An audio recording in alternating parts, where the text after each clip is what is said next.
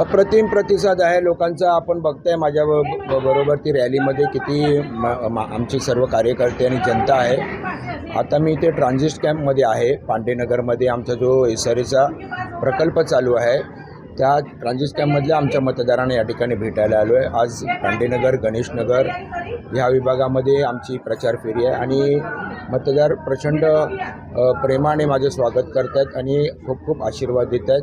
100% आम्ही तुम्हाला मतदान करणार असा आशीर्वाद या ठिकाणी देत आहे. माझा मुद्दा, मी झालेली जी कामं गेल्या 5 वर्षामध्ये नगरसेवक म्हणून जी केली ती लोकांच्या समोर ठेवतो आहे आणि काय करणार तेही सांगतो आहे. त्यामुळे लोकांना विश्वास आहे की मागच्या 5 वर्षामध्ये नगरसेवक असताना आणि 8 मार्च 2022 नंतर माझे नगरसेवक असताना मी सतत काम करत राहिलो. या इथे बाजूला चामुंडा हाऊसिंग सोसायटी आहे.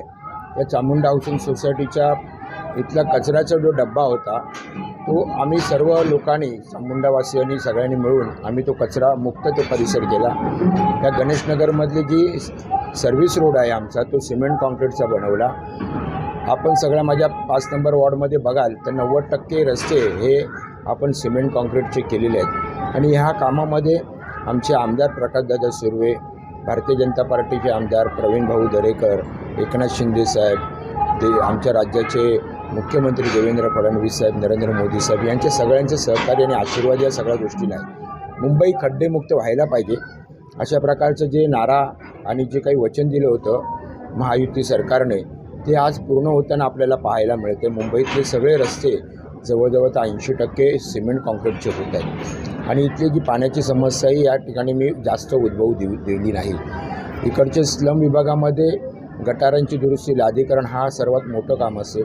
तेही आपण नगरसेवक असताना आणि आत्ताही आमदार प्रकाशदादांच्या माध्यमातून त्यांच्या निधीतून आपण हे कामं केलेली आहेत. शौचालय आपण बघाल तर शौचालयांची दुरुस्ती आणि शौचालयांची निर्मिती नवीन माझ्या प्रभाग क्रमांक 5मध्ये लॉट 11चे ग्राउंड+1ची जवळजवळ 5 शौचालय आपण उभारली.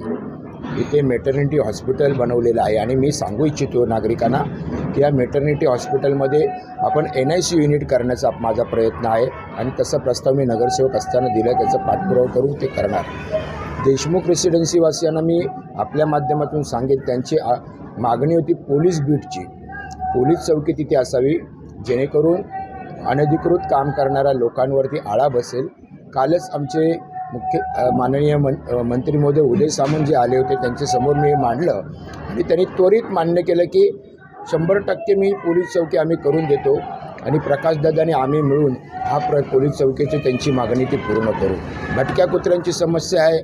मुंबई महानगरपालिकेच्या सभागृहामध्ये पहिल्या वेळेला ज्या वेळेला मला संधी मिळेल त्यावेळेला हा मुद्दा मी उपस्थित करून निवारा केंद्र बनवून ह्या कुत्र्यांना त्या निवारा केंद्रामध्ये ठेवण्याची मागणी आणि ते काम महानगरपालिकेला करायला लावेल. अशा प्रकारची अनेक कामं आहेत. एक अभ्यासिका आपण बघा, कामाची त्या ठिकाणी बघायला तर मी कोणाचंही नाव दिलं नाही, विना नावाचं त्या ठिकाणी अभ्यासिका आहे आणि मी ती स्वखर्चाने केलेली आहे. तिथे बरीचशी मुलं पोलीस ऑफिसर्स आपल्या पदोन्नतीच्या एक्झामसाठी तिथे येतात, बसतात. MPSC UPSCचे विद्यार्थी तिथे असतात.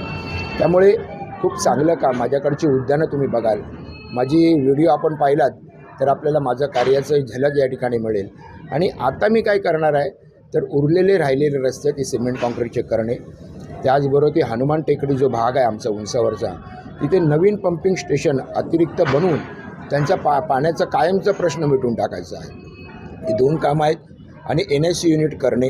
त्याचबरोबर ती उद्यानांमध्ये खूप चांगलं साहित्य खेळायचे मुलांना ठेवणे आणि देशमुख रेसिडेन्सी सावरकर नगर ह्या भागामध्ये सौंदर्यीकरण करणं आहे. मी आता सांगू इच्छित नाही, परंतु ज्या वेळेला करेन त्यावेळेला मुंबई शहरात अशा प्रकारचे कुठे आर्ट गॅलरी नसेल असे माझं स्वप्न आहे.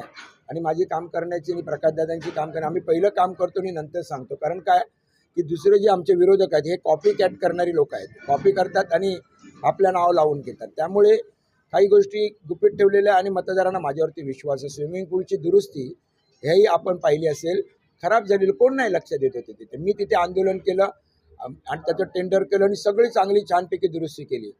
आता ह्या प्रभागामध्ये दोघांमध्येच लढाई आहे. लढाई म्हणता नाही, 2च उमेदवार आहेत.